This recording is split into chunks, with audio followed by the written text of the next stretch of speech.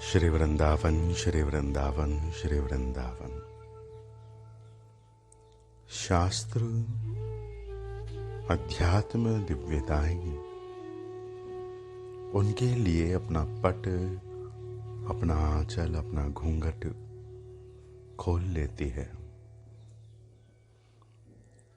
जो अपनी मति को सती करके आगे बढ़ रहे होते हैं। मति को सती करना भी मूर्खता में प्रवेश करना नहीं है। मति को सती करना भी मूर्खता में प्रवेश करना नहीं है, अपितु बुद्धिमता का निर्मलीकरण करना है। जो चेतन प्राप्त है, जो भावना प्राप्त है, जो जीवन प्राप्त है, जो सुगंध प्राप्त है, जो आनंद प्राप्त है, जो रस प्राप्त है, उसकी अनुभूति में मैं और मैं से बनी हुई वस्तुएं एक आवरण बना देती है, और उन आवरणों की निवृत्ति के लिए स्वयं को झाड़ना है, मैं को आहूत करना है, स्वयं को स्वाहा करना है। और उस स्वाहा के उपरांत जो पदार्थ निर्माण हो रहा है, जो भाव निर्माण हो रहा है, जो दशा निर्माण हो रही, वो साधारण नहीं होगी, असाधारण होगी। इस धरती पर जब वन में सिंह दहाड़ता है, गर्जन करता है,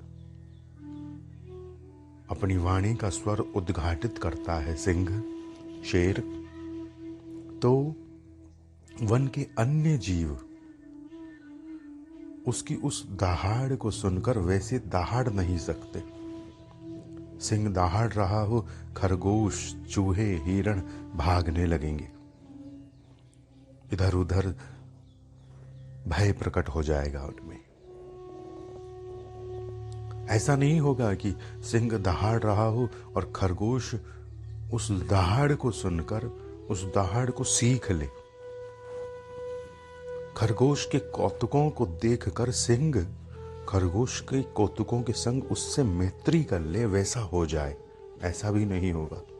सिंह का अपना स्वरूप है, खरगोश का अपना स्वरूप है, और वो अपने अपने स्वरूप में गतिमय हैं, वो आकृति उनमें है। पर मनुष्य क्या है? मनुष्य एक ऐसी विभूति है, एक ऐसी दिव्यता है कि वह जिस जगत में जहां जब खड़ा होता है वहीं से वह ग्रहण करने लगता है।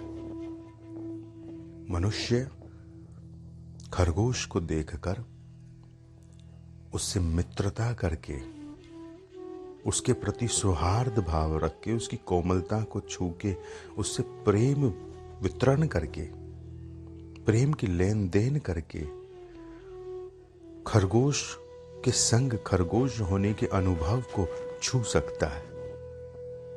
अगर किसी को खरगोश अच्छा लग रहा है, सुंदर लग रहा है, प्यारा लग रहा है, गोद में उठाने का मन हो रहा है, तो उसके अंदर की चेतना का जो खरगोश है वो जग रहा है, उसके अंदर की चेतना की जो कोमलता है वो जग रही है। परंतु अगर किसी को उसी खरगोश को देखकर उसका भक्षण करने का, मारने का, उसका शिकार करने का, उसे खा जाने का मन अगर किसी का हो रहा है, मनुष्य का, तो वो हिंसक है। अर्थात मनुष्य एक ही है, पर मनुष्य हिंसक भी हो सकता है, और मनुष्य सौहार्द, करुणा, प्रेम भरित भी हो सकता है। दोनों पक्ष उसके पास में खुले हुए हैं। जीवन उसके सामने एक नन्हे से गिलहरी की तरह है, एक नन्हे से खरगोश की तरह खड़ा है। ये जगत, ये व्यवहार, ये भौतिकता, ये दिव्यता, ये धरा, ये सृष्टि कोमल है, मधुर है, सुंदर है। जो यह मान गया है, जो यह जान गया है, जो यह पहचान गया है, वही आगे की भाव साधनाओं में प्रवेश कर सकता है। ये धरा, ये सृष्टि, ये प्रपंच, ये जगत, तमाम तरह की जो वक्ता है मेरे सहित, जो आपको प्रेरित करते हैं, जागृत करते हैं, वो यही कहेंगे कि ये कल्मश है, द्वंद्व है, इसमें आक्रोश है, इसमें ज्वलंत स्थितियां हैं, एक दूसरे का अनादर भरा हुआ है, संस्कृति है, धक्के लग रहे हैं, चोट दी जा रही है, मंदिरों में भी कुचला जा सकता है, ऐसा ये जगत है। मंदिर जहां आप गए ही नहीं, केवल आपका हृदय गया, वह मंदिर। अगर आप वहां गए और आपका हृदय नहीं गया तो वो मंदिर नहीं है। आपका हृदय वहां पहुंचे और आपके इष्ट वहां हो, सरकार वहां हो, स्वामी वहां हो, जगन्नाथ वहां हो, मोहन वहां हो, सनमोहन वहां, प्रेम वहां हो, और गलित प्रेम में भीगी हुई, भरित रस में डूबी हुई दशा आपकी हो। एक नई नवेली दुल्हन जैसे पूर्व काल में ससुराल में आ जाती थी और कांपती थी, वैसी दशा मंदिर में अगर किसी की है कि मैं श्री सरकार के संग उनको पहचान कर यहां आ गई हूं। मंदिर में हम किसे जानते हैं? केवल एक अपने इष्ट को जानते हैं, जैसे एक दुल्हन अपने पति को पहचानना चाहती है, परंतु उसे एक पूरा परिवार मिलता है। तो मंदिर में खड़े हुए हमारे प्रियतम, हमारे प्यारे हमें पुकार कर कहते हैं कि आओ तुम्हें अपने सपरिवार उत्सव से मिलाता हूं। हम तो उनसे मिलना चाहते हैं। हम कहते हैं कि इस देहरी के भीतर आने पर तमाम तरह के झंझट हो सकते हैं, हमें कुचला जा सकता है, भीड़ है, पर वो हमें खींचते हैं। उनका वो खींचना इतना गहरा होता है कि हमारा प्रवेश आगे आगे आगे सरकता जाता है। परंतु ये ध्यान रखना, ये उत्सव उसी को प्राप्त होता है जो हृदय लेकर पहुंचा है, हृदय होकर पहुंचा है, हृदय तक पहुंचा है, हृदय मय रह गया है।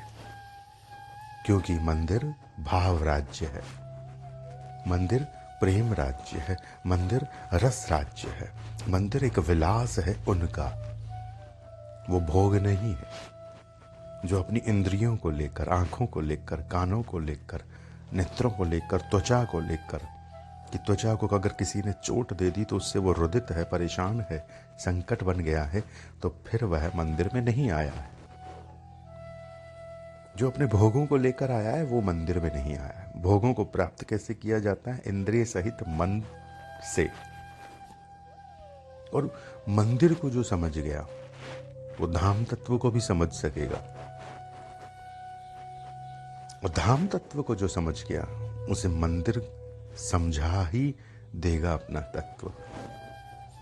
अर्थात वो क्या है? वो इष्ट की वस्तु है, वो इष्ट का धन है, वो इष्ट का रस है, वो प्राणों का रस है, सरकार का रस है।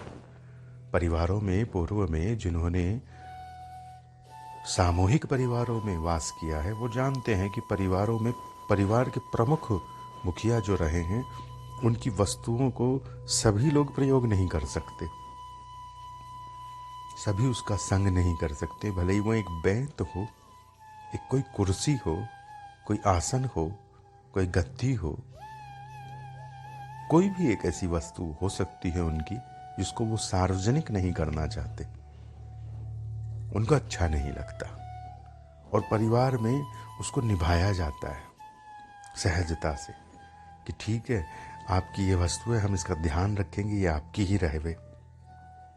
जो इस परंपरा को सीख लेता है फिर वह अपनी भोग दृष्टि को सहज रूप से सन्मुख के भोग के लिए निवेदन करना सीख लेता है, इष्ट को प्रसाद लगाना सीख लेता है, उसमें अपनी भोग दृष्टि को हटा लेता है।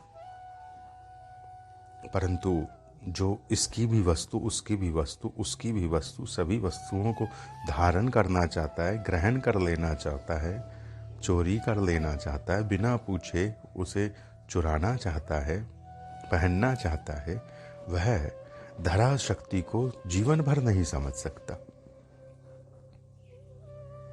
प्राय रसिकों में, प्रेमियों में, भावुकों में तो ये नियम है कि वह अपने इष्ट की, अपने श्री गुरु की पादुका को भी, पदवेश, उनकी चप्पल को भी नमन करते हैं, इष्ट मानते हैं, पूजन करते हैं। अगर उन्हें कहीं धूप में भागना है और वहाँ एक ही चप्पल है उनके श्री गुरु की, तो वो नंगे पैर दौड़ेंगे, ना कि अपने गुरु की चप्पल पहनकर या पादुका पहनकर या पदवेश पहनकर दौड़ेंगे। क्षमा करना कि मेरी जो भाषा शैली है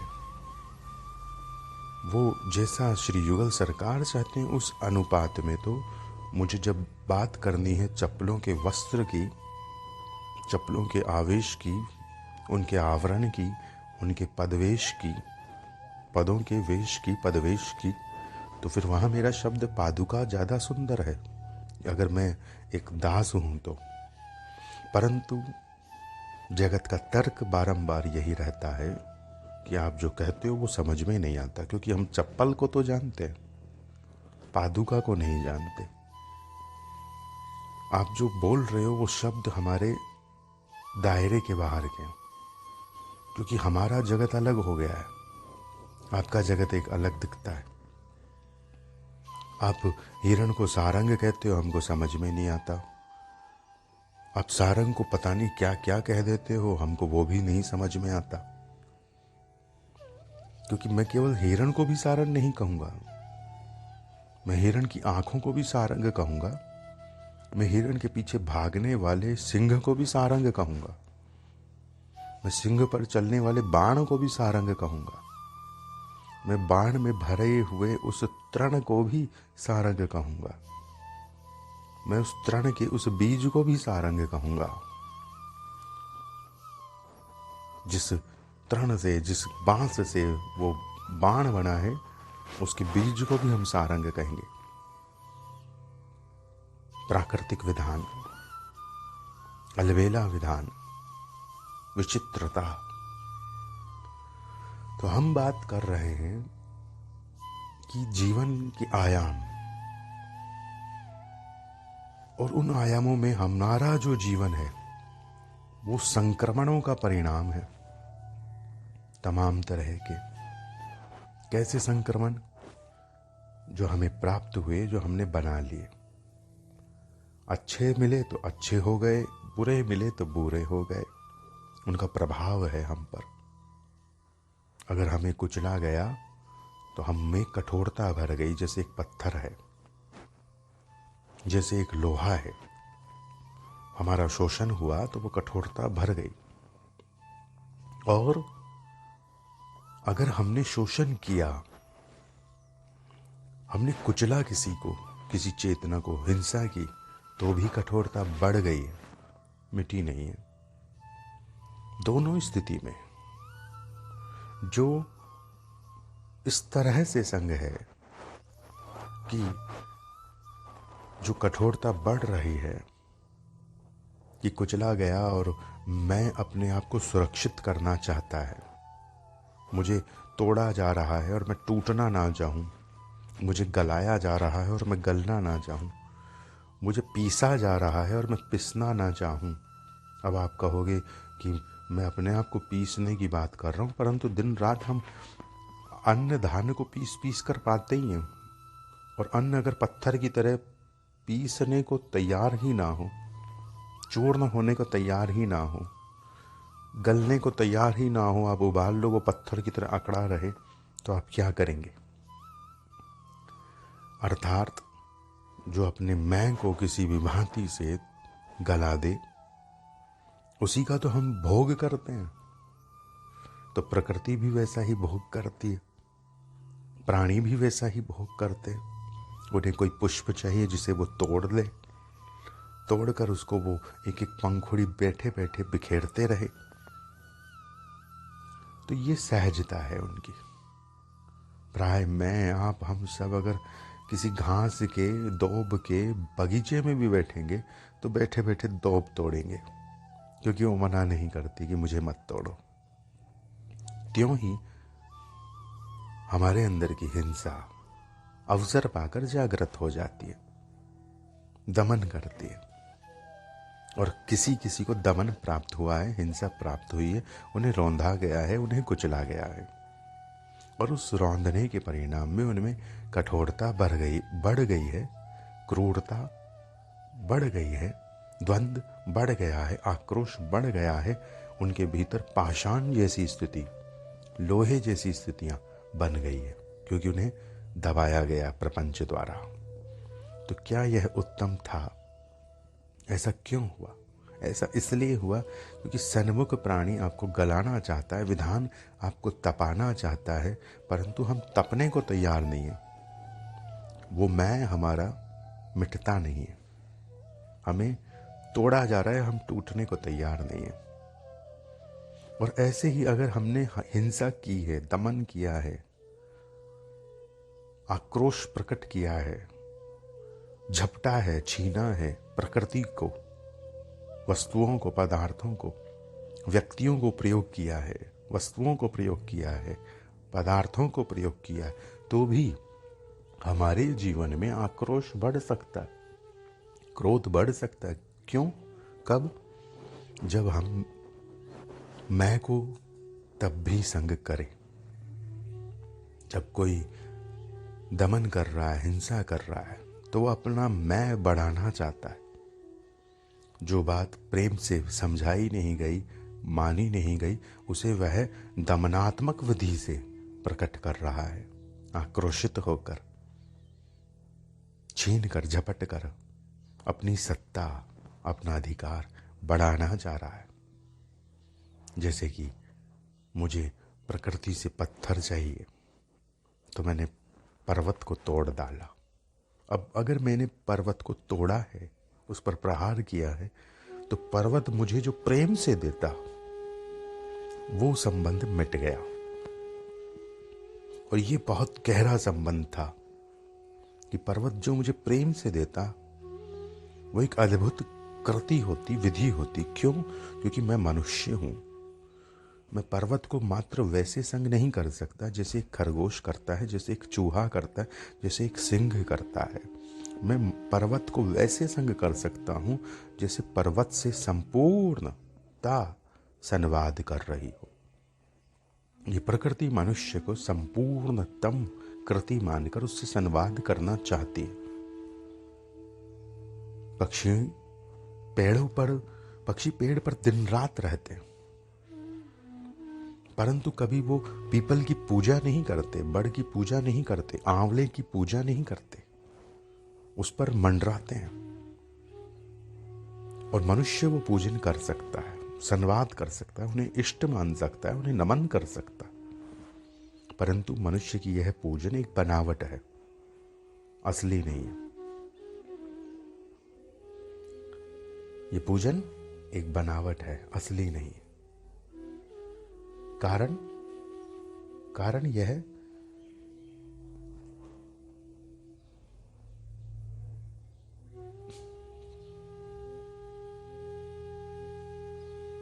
क्वेश्चन रुकिएगा। श्री वृंदावन, हमने आपको रोका क्योंकि जो बात है, उस बात का जो स्वरूप है, जो आकार है, वो कोमल हो रहा है, माधुर्य प्रकट हो रहा है, सांध्य वेला प्रकट हो रही है, संधि हो रही है, सांझ आ रही है, प्रेम आ रहा है। मुझे, जब मैं संवाद नहीं करता आपसे, उस समय कई तरह के भाव और विचार प्रकट होते हैं जो कि प्राणियों के लिए, जीवन के लिए सुंदर है, आवश्यक है। कोशिश करते हैं हम उनको एकत्र करने की, लिखने की, कहने की, परंतु मैं लिखता इसलिए नहीं हूं क्योंकि मुझे कहना है। और मैं कहता जब लगता हूं, कहने जब मैं लगता हूं, तो मेरे अंदर का माधुर्य प्रथम उत्सवित होने लगता है वाणी सेवा के लिए। परंतु जिस प्रकृति में, जिस विधान में, जिस जगत में मैं विराजमान हूँ, ये माधुर्य का पथिक होकर भी पक्षी पक्षी, खग खग, कौतुक कौतुक, अली अली, सहचरी सहचरी, सर्वत्र प्राणी प्राणी माधुर्य का पथिक होकर भी, प्रेम का पथिक होकर भी प्रेम से विपरीत दशा पर, माधुर्य से विपरीत दशा पर गतिमय है। तदपि सभी प्राणी मुझे मेरे अनुगमन के, मेरे रस के इसलिए लगते हैं क्योंकि वो जाने ना जाने, वो माने ना माने, सभी पथों का सार प्रेम है, माधुर्य है। कोई कड़वा पा रहा है तो उसका निदान है, उस कड़वेपन से छुटकारे का उपाय है कि उसे मीठा पावा दो। किसी ने तीखा पा लिया है, मिर्च को पा लिया है, तो उसका उपाय है उसे मीठा पावा दो। किसी ने कसेरा पाया है और उस स्वाद से उसको छूटना है, तो उसका निदान है उसे मीठा पावा दो। तो मीठा पाना, माधुर्य को पाना सभी का पथ है। अब वर्तमान समय में जो दुर्गति है, वो दुर्गति यह है कि पथिक मनुष्य जो हम कह रहे हैं, एक दिव्य घटना है विधाता की, और उस दिव्य घटना से प्रकृति संवाद करना चाहती है, पक्षी संवाद करना चाहते हैं, लताएं संवाद करना चाहती है, और हम करते भी हैं, हम उन्हें मानते भी हैं, हम उनका पूजन भी करते हैं। जैसे आंवले का पूजन, जैसे पीपल का पूजन, जैसे बहुत सारे वृक्षों का पूजन। परंतु वो पूजन अगर संबंध के बिना है, उस परंपरा को हमने बाहर से अपनाया है, उसके अंदर प्रवेश नहीं किया, तो वो पूजन निष्फल है, बेकार है। क्यों? फिर वो लता, वो पक्षी, वो तरु, वो विटप, वो वृक्ष ये कहेंगे कि तुम्हारी पूजा से उत्तम है मुझ पर सांप रेंगे, मुझ पर कीड़े चले और मुझे खाए, मेरा भक्षण करे। वो ज़्यादा सुंदर है क्योंकि वो मेरे साथ है, वो मुझे छूते हैं, वो मुझे स्पर्श करते हैं, वो मेरे प्राणों को महसूस करते हैं, वो मुझसे मांगते हैं, वो मेरे साथ रहते हैं। उनके लिए मुझे और विकसित होना है। मोर मुझ में छुपना चाहते हैं। एक वृक्ष कहेगा कि मोर मुझ में छिपना चाहते हैं तो मुझे फैलना है। गिलहरी मुझ पर दौड़ना चाहती है तो मुझे और विस्तृत होना है। पर मनुष्य क्या करता है? वो पूजन भी करता है और काटना भी जानता है। दो ही काम करता है। बहुत तो सीधे काटना जानते हैं, पूजना भी नहीं जानते, क्योंकि धर्म शून्य है, प्रेम शून्य है, जीवन शून्य है। धर्म अर्थात परत्व का चिंतन, धर्म अर्थात अपने अतिरिक्त सर्वत्र का चिंतन, मैं को भूलकर सर्वत्र का व्यापक चिंतन, दिव्यतम चिंतन। कैसा चिंतन? इष्टवत चिंतन, इष्टवत चिंतन। ये धरा, श्रीधरा, ये गोद जिसमें हम आए, वो आंचल जिसमें हम सोए, ये सब क्या है? ये स्वागत जो हमें मिला, पीने को दूध मिला, प्राण मिला, सुवास मिला, श्रीधरा ने हमें संवारा है। बार बार हम टूटे हैं, खंडित हुए हैं। हमारे जीवन की ऐसी ऐसी दशा हुई है कि तमाम तरह के लोगों ने ये कहा है कि अब तुम्हारा कुछ नहीं हो सकता। फिर प्रकृति, फिर विधान ने हमें एक आकृति देने की चेष्टा की है। प्राय प्रेम पथ पर, भाव पथ पर, माधुर्य के पथ पर पथिक सारा जीवन बर्बाद करके, सारा जीवन प्रपंच को देके, तबाह करके फिर आते हैं। उनके पास अब माधुर्य को और प्रेम को देने के लिए कुछ बचा ही नहीं होता है। खाली हो चुके होते हैं। ना वो ग्रहण करने की शक्ति उनकी इंद्रियों में, उनकी चेतना में, उनकी ग्रंथियों में बची हुई होती है कि वो ग्रहण करने के लिए लालायित हो सके, ताप हो, कि वो ग्रहण करने के लिए आंदोलित हो। मैं उन्हें कहूँ लौंग आप मुख में रखिए तो उन्हें विचित्र लगेगा, क्योंकि वो लौंग भी नहीं चबा सकते, वो भी उनको कष्ट देने लगती है। ऐसी स्थिति उनकी हो जाती है। क्यों? लौंग क्या करेगी? लौंग आपका ऋतु परिवर्तन करेगी। लौंग आपका ऋतु परिवर्तन करेगी। कैसे करेगी? आप अगर अधिक तीव्र हैं तो आपको एक स्थिति पर ले जाकर तापमान देगी, और अगर आप सघनतम शीतल हैं तो एक स्थिति पर ले जाकर आपको एक बसंत देगी। हमारी परंपरा में एक प्राण शब्द है हमारा, एक इष्ट शब्द है हमारा, एक रस शब्द है हमारा, जिसे भी सामान्य साधक भावुक समझते नहीं। मैं कहूँ श्री ललितम श्री ललितम श्री ललितम, श्री ललिते श्री ललिते श्री ललिते, तो है क्या ललिते? आपको नित्यता चाहिए संबंधों में, आपको नवीनता चाहिए संबंधों में। आपके जो संबंधी है वो एक जैसे वस्त्र पहनकर सदैव आपके साथ में है, तो आपका संग आपको अच्छा नहीं लगेगा। आप उनमें कुछ नया रूपांतरण चाहेंगे, नई मुद्रा चाहेंगे, नया दर्शन चाहेंगे, नए अलंकार चाहेंगे, नए भाव श्रृंगार चाहेंगे। आप मुझसे वही बात पुनः नहीं सुनना चाहेंगे, कुछ नया सुनना चाहेंगे। जो भी संबंध आपको प्राप्त है आप उसको नित्य चाहेंगे। जो भी संबंध खंडित होगा आप वहां संबंध ही नहीं रख पाएंगे।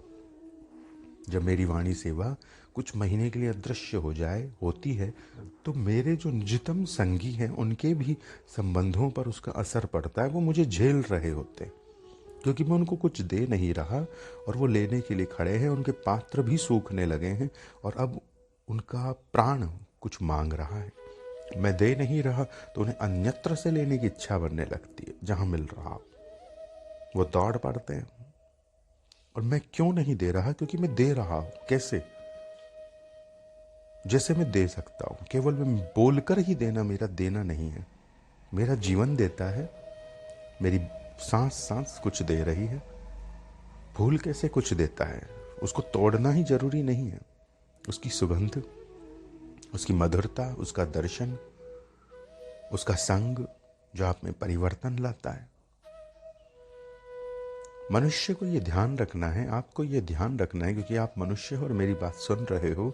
आपको ये ध्यान रखना है कि आप एक ऐसी कृति हो, एक ऐसी विधा हो, एक ऐसी शक्ति हो कि जो जहां स्थान ग्रहण करेगा उस आवरण को तादात्म्य में स्थापित करने लगेगा, तदाकार होने लगेगा। ये बहुत बड़ी उपलब्धि है। आप शेरों के साथ रहोगे तो शेर जैसे हो जाओगे, चूहों के साथ रहोगे चूहे जैसे हो जाओगे, फूलों के साथ रहोगे फूल जैसे हो जाओगे।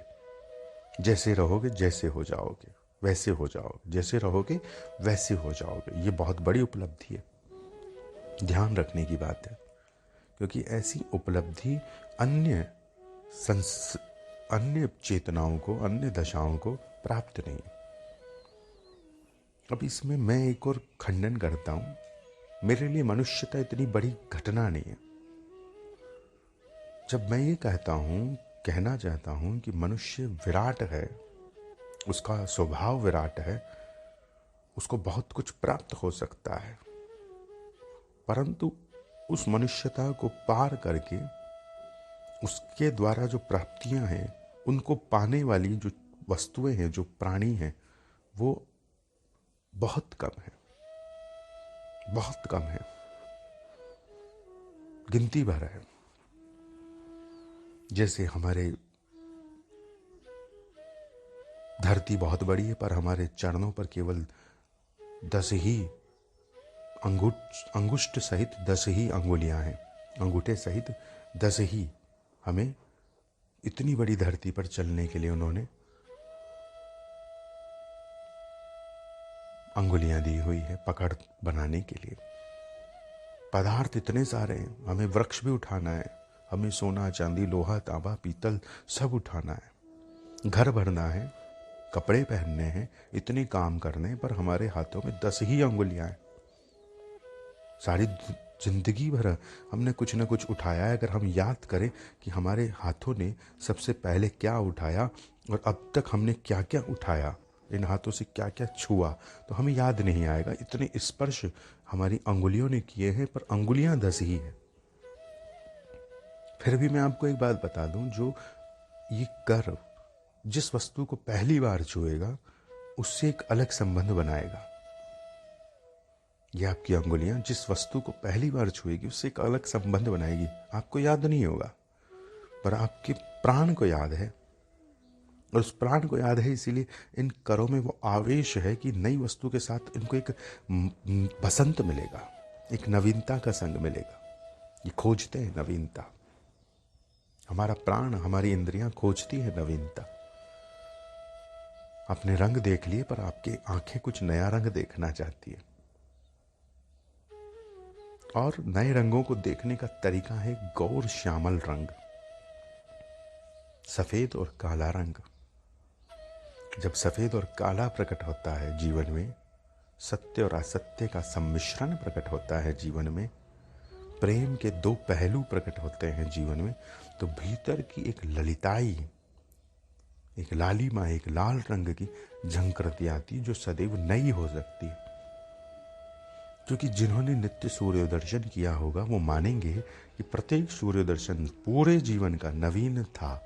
जिन्होंने चंद्र दर्शन किया होगा प्रत्येक पूर्णिमा का ही, वो मानेंगे कि प्रत्येक पूर्णिमा का चंद्र दर्शन नवीन था। पुराना तो कुछ ही नहीं है धरती पर।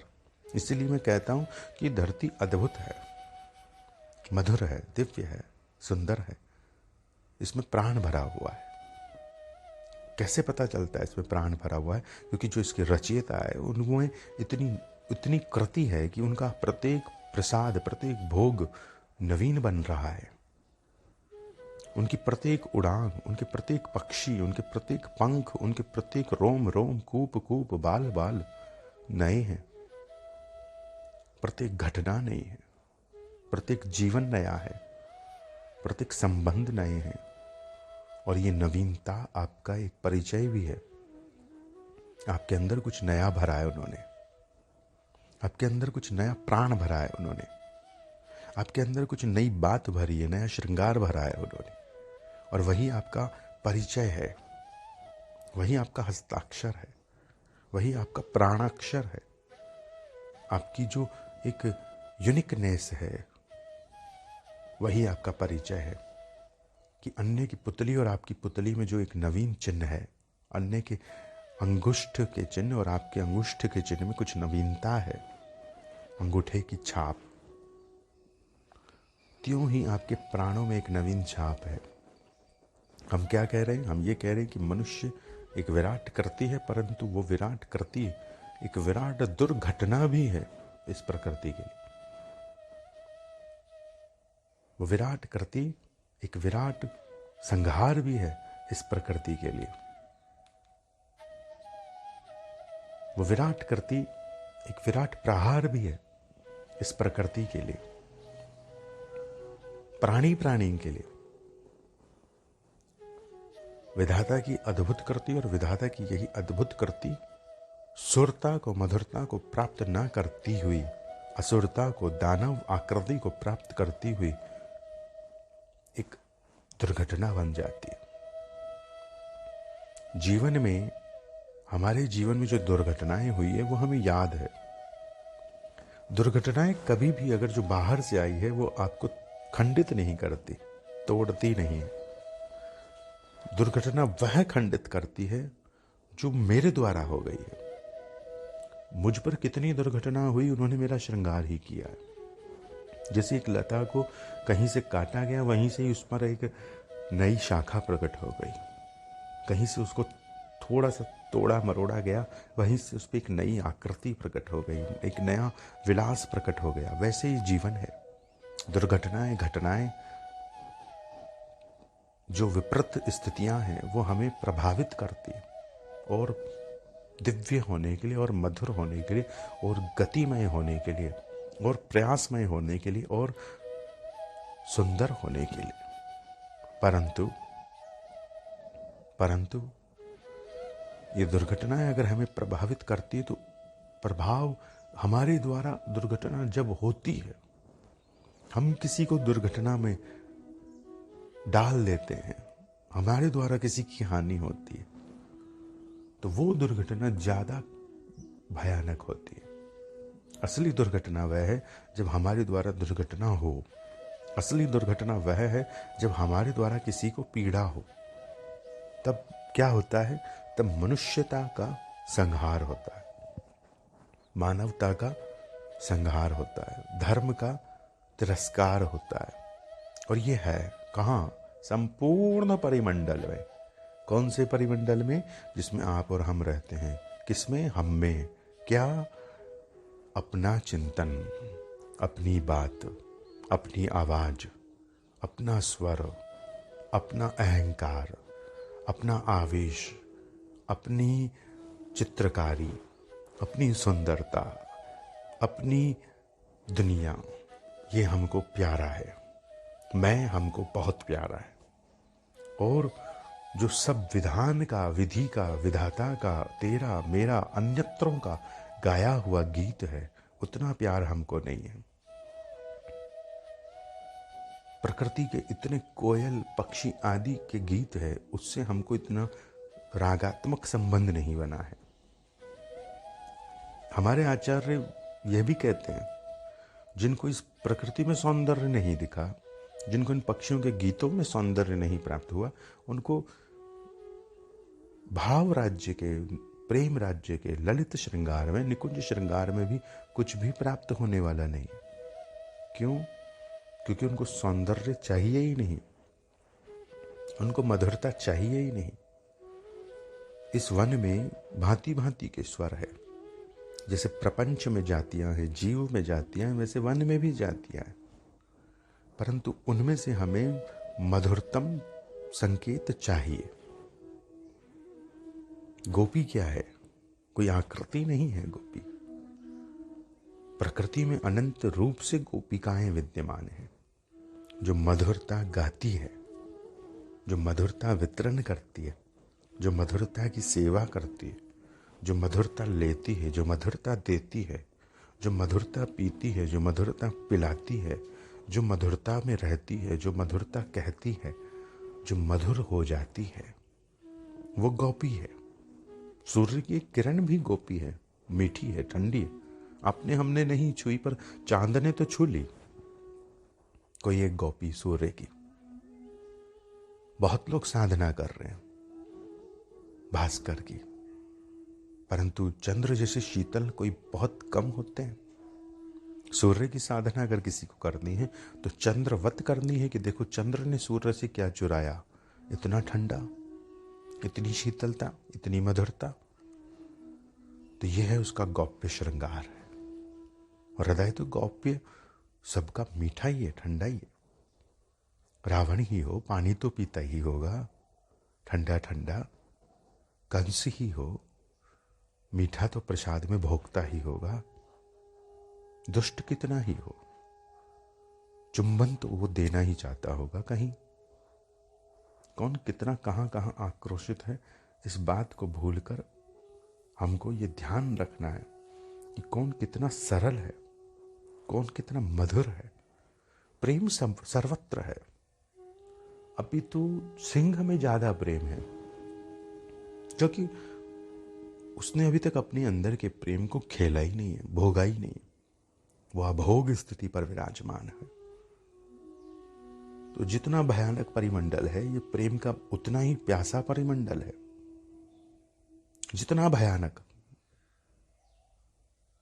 मेरा संवाद जब श्री सरकार से रहता रहा, तब हमारे संवाद में हमने उनको ये कहा कि किसी दिन मेरी कोई वाणी सेवा हो, कथा हो, तो मैं कथा के लिए सबसे सुंदर स्थान चाहता हूं, पहला स्थान चाहता हूं, कोई कारावास, जिसमें प्राणी हो जो अपने जीवन के परिवर्तन के लिए आंदोलित हो।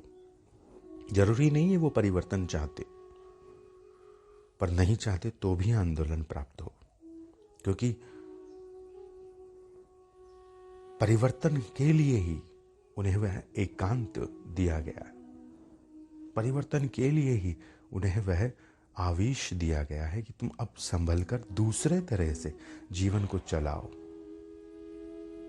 ऐसा नहीं है कि इस विधान में हथौड़े की आवश्यकता नहीं है, आवश्यकता है, परंतु इसी विधान में चम्मच की भी आवश्यकता है, मुख में निवेदन करने के लिए,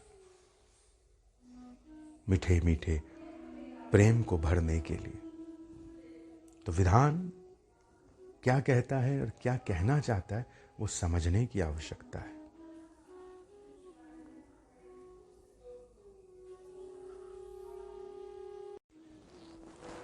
जैसी बातें जैसे भाव मैं निवेदन करता हूँ, उसके परिप्रेक्ष्य में ये जो भाव आप सुन रहे हैं, ये ज़्यादा भावुकों के लिए, ज़्यादा प्राणियों के लिए हितकर है, लाभदायक है। क्योंकि जो भाव मैं निवेदन करता हूँ उनकी एक पृष्ठभूमि है। वो शीतलता में, मधुरता में, प्रकाश शून्य रजनी में उत्सवित है। अर्थात सामान्य प्राणी ज्ञान खोज रहा है, आलोक खोज रहा है, प्रकाश खोज रहा है, परंतु बहुत से ऐसे भी प्राणी हैं, बहुत कम है, पर ऐसे प्राणी हैं जो शीतलता खोज रहे हैं, स्पर्श खोज रहे हैं, ललिता खोज रहे हैं, मधुरता खोज रहे हैं। वो कह रहे हैं, उनके प्राण कह रहा है कि बत्ती बुझा दो, लाइट बंद कर दो, प्रेम को रहने दो, प्रेम बरसने दो, रजनी रहने दो, सजनी रहने दो। ऐसे भी प्राणी हैं। तो मेरी बातें उनके लिए ज़्यादा होती है। किनके लिए? जो प्रेममय हैं। इसीलिए जो प्रकाश के भूखे हैं, परंतु क्या वो प्रकाश के भूखे सत्य में प्रकाश के भूखे हैं? उन्हें वो बातें अच्छी लगेगी, मेरी आज की बातें अच्छी लगेगी, क्योंकि वो थोड़े से जले हुए हैं और ज़्यादा उनको प्रकाश चाहिए। जिसके घर में एक बल्ब है, एक लट्टू है, एक दीपक है, उसे और दीपक चाहिए। जिसके घर में एक प्रकाश का कोई कौतुक है, उसे और प्रकाश के कौतुक चाहिए। उसी को तो दीपावली कहेंगे कि दीपों की पंक्ति, परंतु कहाँ? मेरी नहीं, प्राप्त वरमाला रूप में, प्रसाद रूप में, श्रृंगार रूप में। ये जो प्रेम है, ये जो श्रृंगार है, ये जो आलोक है, ये जो प्रकाश है, ये भी हमें प्राप्त हो।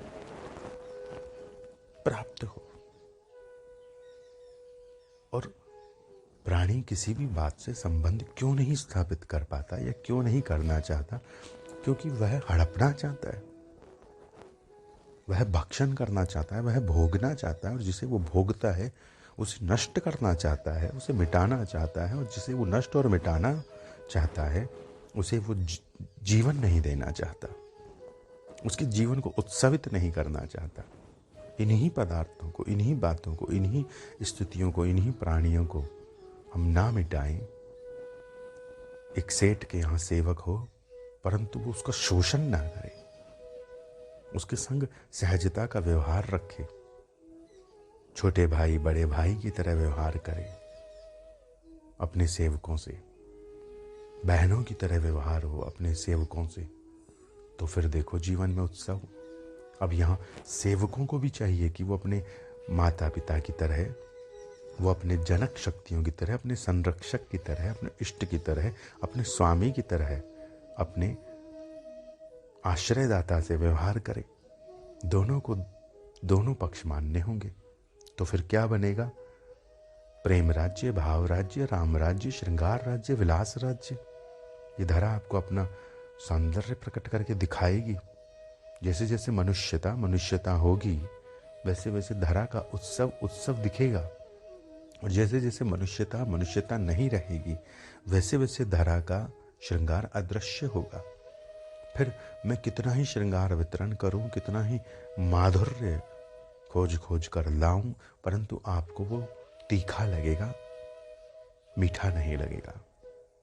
परंतु कुछ ऐसे प्रेमी भी हैं जिन्हें मैं हरी मिर्ची को चबाने के लिए कहूं और वो मुस्कुराए, उन्हें उसमें श्रृंगार मिले, उनके भीतर एक तरंग दौड़ जाए, उनके भीतर एक दामिनी का प्रवाह मचल जाए, वो अनुभव करें घन के भीतर कैसे दामिनियों का प्रकाश प्रकट होता होगा।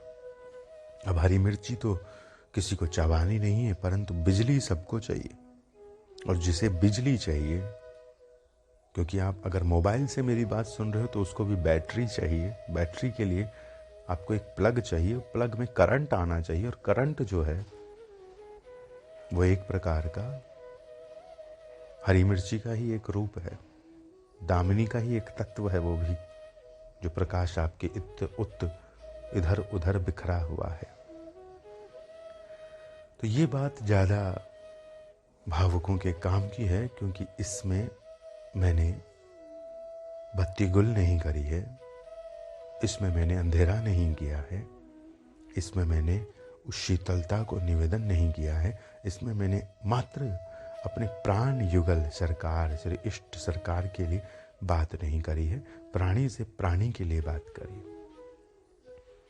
मेरे इष्ट सरकार को ज्ञान की कोई भूख नहीं है, मेरे इष्ट सरकार को साधनाओं की कोई भूख नहीं है, मेरे इष्ट सरकार को सिद्धांतों की कोई भूख नहीं है, मेरे इष्ट सरकार को किसी तरह की परंपरा को सीखने की कोई आवश्यकता नहीं है, वो स्वयं ही संपूर्ण है।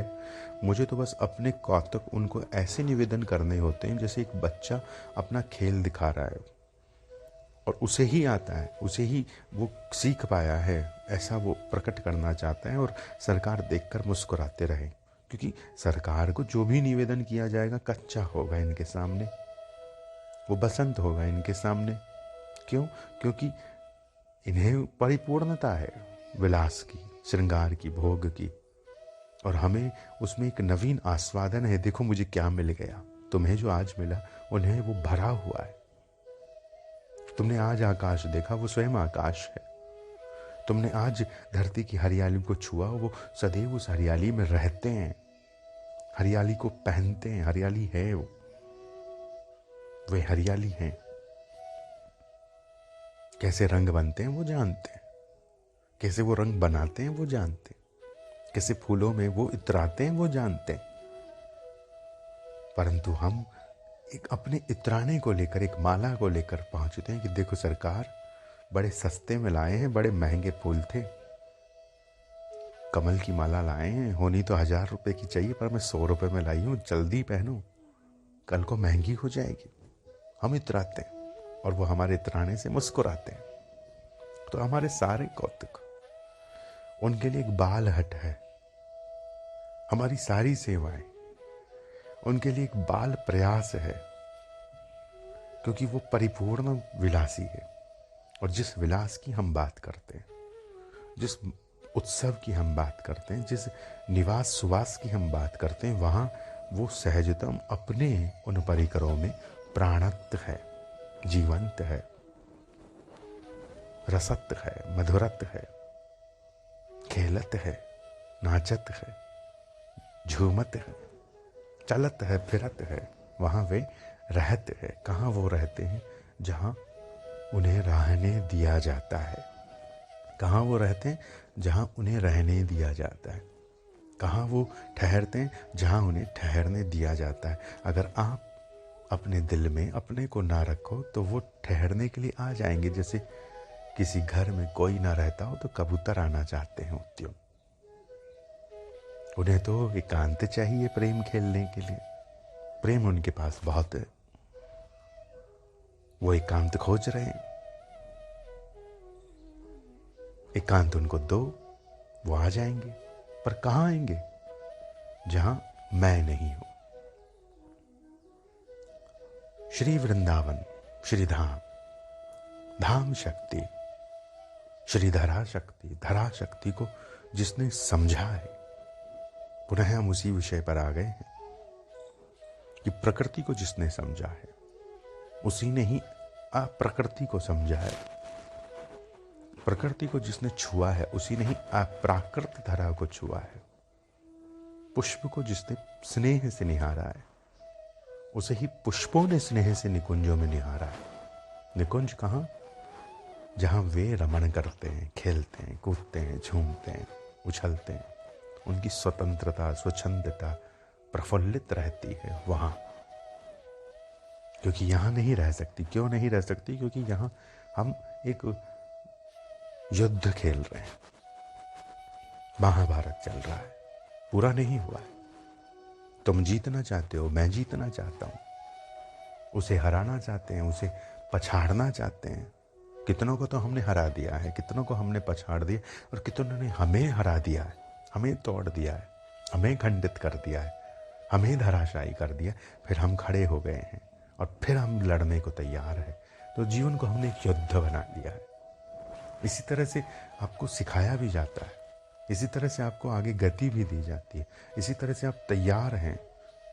जो मोटिवेशन स्पीकर्स है, जो आपको प्रोत्साहित करते हैं जीवन के लिए, प्रोत्साहना भरते हैं, वो एक प्रकार से आपको योद्धा बना रहे होते हैं। और योद्धा भी जगत कल्याण के लिए, सर्व कल्याण के लिए, प्राणी मात्र के कल्याण के लिए नहीं बना रहे होते। वो योद्धा भी आपको मैं के लिए बना रहे होते हैं। और एक बात याद रखना, मैं बहुत छोटी वस्तु है, वो आपको छोटा बनाती है। आपकी सोच को, आपके जीवन को, आपके उत्सव को, आपके श्रृंगार को, आपके तत्वों को, आपके भोग को भी जो मैं होगा वो आपको खाने भी नहीं देगा, सोने भी नहीं देगा, न नींद आएगी, न खा पाओगे, बीमारियां हो जाएगी। मैं बहुत छोटा है और तू बहुत बड़ा है। मेरे प्रियतम बहुत विराट है, मैं बहुत छोटी इकाई हूँ, वो बहुत अनंत कोटि कोटि रंगन में भरे हुए प्राण हैं। अब एक शून्य में, और कोटि, कोटि यानी करोड़ों, करोड़ों जिनको मैं गिन नहीं सकता। अब शून्य क्या गिने, करोड़ों क्या होता है। मैं अगर एक होता तो मैं गिनने लगता, पर मैं तो शून्य हूँ, मैं कैसे गिनूं। मैं एक नहीं हूँ। कोई कहे आप शून्य हो तो एक के साथ लग जाओ, ये जो आपको सिखाया जा रहा है ये तो युद्ध है। मैं शून्य हूँ, मैं क्यों लगूं एक के साथ, क्योंकि मेरी एक से मित्रता थोड़ी ना है। एक मुझे उठाकर ले जाएगा। वो एक कौन है, वो मेरे प्राण हैं। वो एक मुझे कितना एकत्र करेंगे वो उनका सुख है। वो एक कौन है, वो एक मेरे ईश्वर है। मैं नहीं हूं एक, मैं शून्य हूं। ये जिद हो। जीवन आपको प्रोत्साहन देगा, सम्मान देगा, पुरस्कार देगा, परंतु आप दास रहकर बताओ, कठिन है। दास ही दास नहीं है कहीं। जो बाहर किसी का दास है वो अपने यहाँ ऑफिस में पहुंचता है, उससे पहले 4 लोगों से रास्ते में झुंझलाता हुआ जाता है, पान वाले से लड़ लेता है, गुटखा सिगरेट जो भी खाता पीता जाता है, बस ट्रेन जहां से जाता है वहां से झुंझलाते हुए जाता है, क्योंकि वो एक नौकर है। उसे मानना नहीं है कि वो एक नौकर है। और सारी दुनिया ऐसे ही चल रही है। मैं ये सोचता हूं कि इतनी पढ़ाई करी है, इतना अध्ययन किया है, इतनी इंजीनियरिंग करी है, क्या झूठ बोलने के लिए की थी? इंटरनेट पर बैठकर, इंटरनेट पर जो चीज़ें बनाई जा रही है, जो परोसी जा रही है, जो शॉपिंग वेबसाइट्स है, जो इतना एडवर्टाइजमेंट इंडस्ट्री है, सब झूठ है। और सब पढ़े लिखे हैं। इन्होंने सारा जीवन खपा दिया झूठ को पालने पोसने में। अध्ययन किया, किताबें फाड़ डाली, रट डाली, भर ली अपने अंदर, झूठ को बढ़ाने के लिए, असत्य को बढ़ाने के लिए। और जितना इन्होंने असत्य बढ़ाया है उतना इन्होंने सत्य को खोया है। अब ये क्या करेंगे? अब ये हारा हुआ महसूस करेंगे। किससे? जिसने सत्य को छुआ है। और किसने छुआ है? जिसने शून्यता को ग्रहण किया है, जिसने बिंदुत्व को ग्रहण किया है, जिसने मधुरत्व को ग्रहण किया है, जिसने उन्हें अवसर दिया है। किसने अवसर दिया है? कोयल ने दिया है, मोर ने दिया है, तोतों ने दिया है, पक्षियों ने दिया है, लताओं ने दिया है कि जैसे वो चाहे वैसे हम बढ़ें। परंतु मनुष्य क्या चाहता है? मनुष्य लता को गार्डन बनाना चाहता है, एक वन को वो बगीचा बनाना चाहता है। बगीचे और वन में भेद क्या है कि वन अपने स्वभाव से खिली हुई लता है, बढ़ती हुई, और बगीचा क्या है? कटिंग, कि हम उसे कैंची लें, उस लता को काट दें कि नहीं, तुमको हम एक अल्फ़ाबेट क्रम में आकृति देंगे।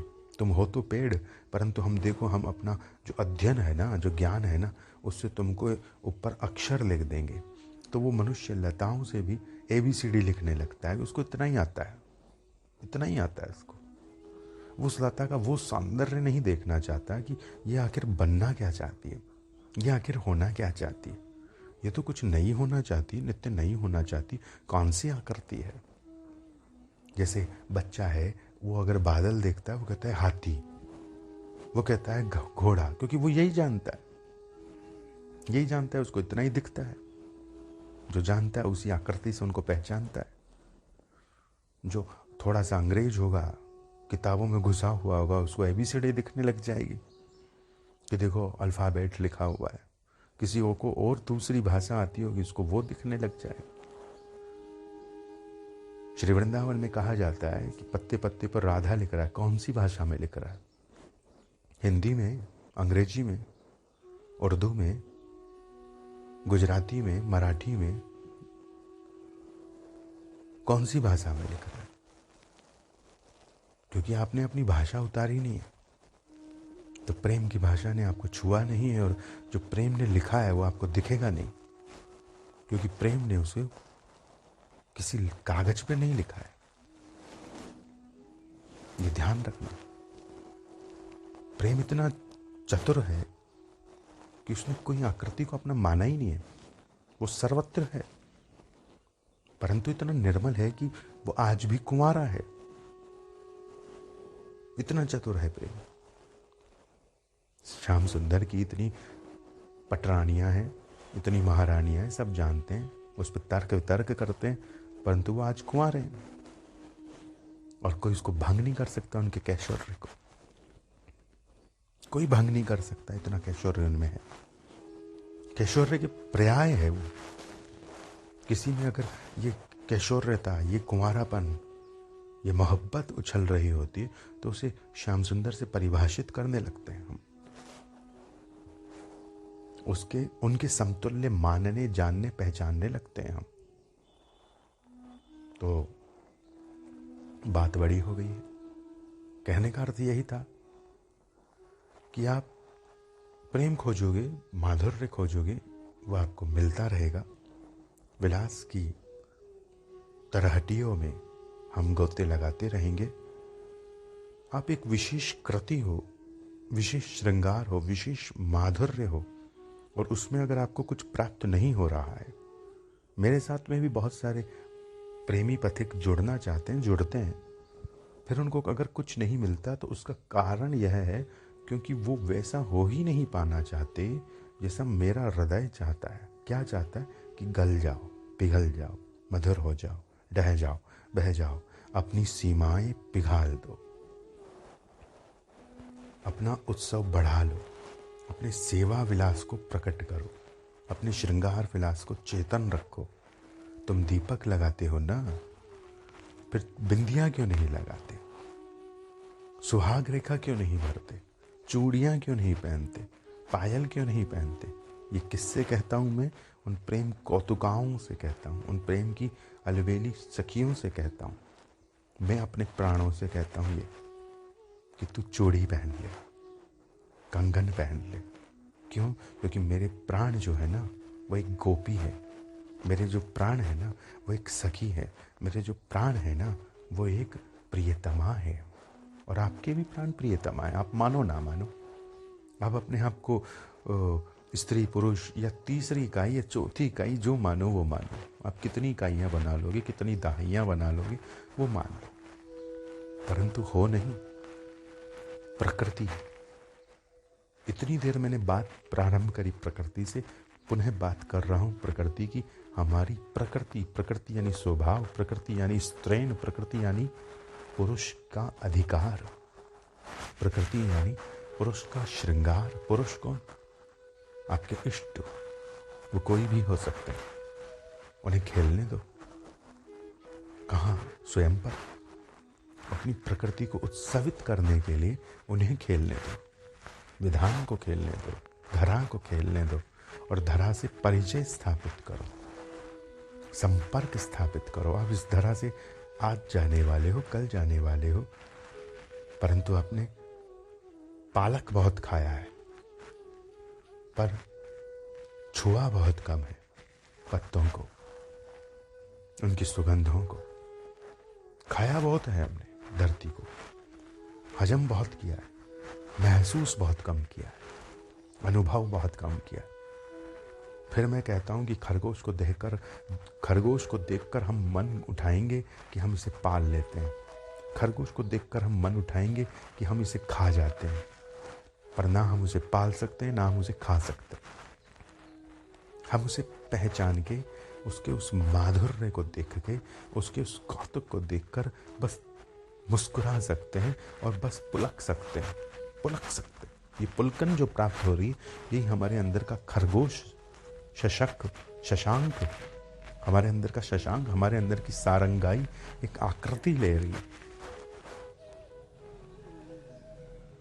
आकृतियों को लेने दो। कैसे लोगे?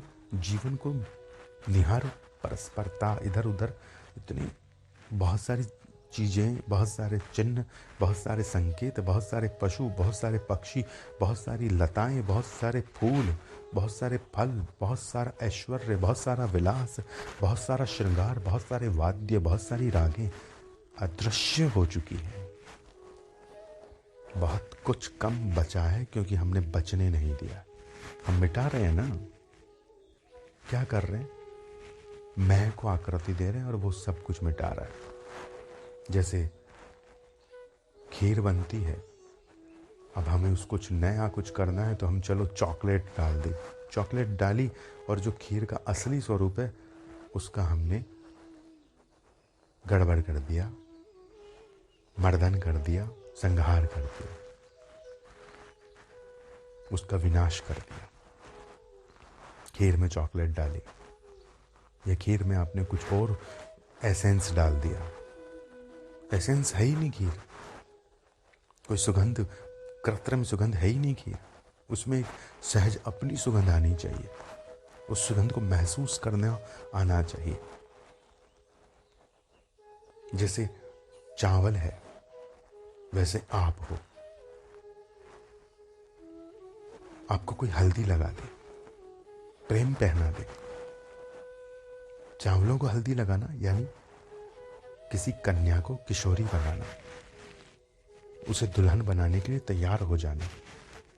एक पिता, एक माता चावलों को हाथ में लेकर उन्हें हल्दी लगाते हुए सफेद वस्त्र पर ये भावना करते हैं, हाथ पीले करते हैं कि हमारे चावल अब रंग गए, श्रृंगार करना चाह रहे हैं, श्रृंगार होना चाह रहे हैं। और देखो, इन चावलों के खेल से हमारे हाथ पीले हो गए। हमारी जो चावल जैसी कली है, चावल जैसा कण है, वो अब रंगीन होना चाह रही है। इसे स्वीकार किया जाए और इस उत्सव में आया जाए। आमंत्रण, पीले चावल, रंगीन चावल।